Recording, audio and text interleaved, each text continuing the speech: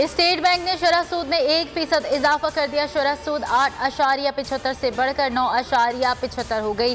State bank का कहना है फैसले का मकसद महंगाई से निपटना और पायदार नमू को यकीनी बनाना है। आलमी कीमतों और मुल्की मुआशी नमू की वजह से महंगाई और तिजारती खसारे में इजाफा हुआ।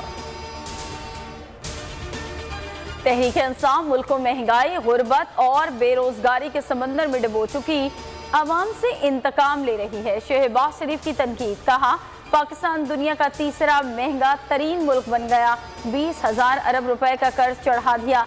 शहबाज गिल बोले 30 साल मुल्क को लूटने वाले 3 साल की कारकर्दगी पर सवाल कर रहे हैं।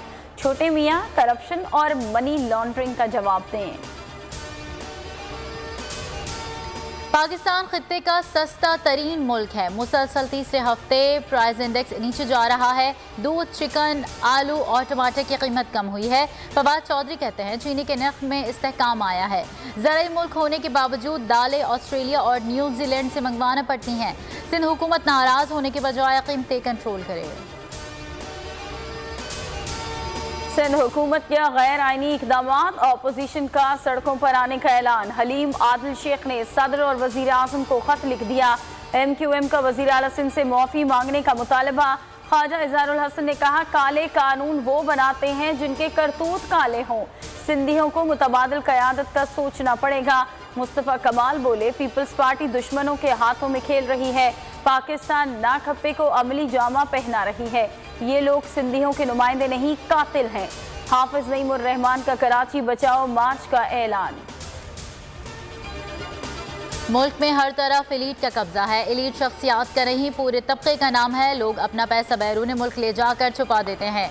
जस्टिस उमर अत्ता बंदियाल की बरतरफ मुलाजमीन बहाली केस में रिमार्क्स, कहा 12 साल जो लोग कुछ और काम करते रहे अहलियत जाने बगैर मुस्तकिल किया। अदालत सियासी नहीं कानूनी पहलू पर बात करेगी।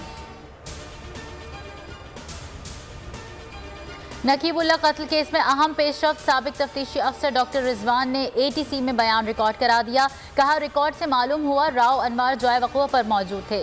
सब्जी मंडी थाने में नकीबुल्ला और दीगर को अगवा करके रखा गया। आइंदा समाअत पर मुल्जिमान के वकला डॉक्टर रिजवान के बयान पर जिरह करेंगे।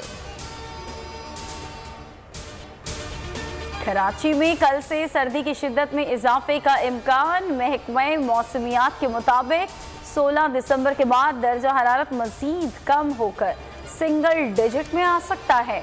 आज़ाद कश्मीर के ज़िला बाग में बारिश और बर्फबारी का नया सिलसिला।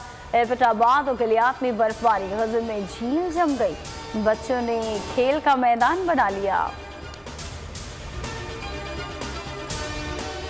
और दूसरा T20 पाकिस्तान का वेस्ट इंडीज के खिलाफ टॉस जीतकर बैटिंग का फैसला। कौमी टीम में कोई तब्दीली नहीं हुई। कप्तान बाबर आजम सीरीज अपने नाम करने के लिए पुरअज़्म, कहा टीम का मोराल बुलंद है। वेस्ट इंडियन कप्तान निकोलस पुरान ने आज से के मैच में बेहतर खेल पेश करने की उम्मीद जाहिर कर दी।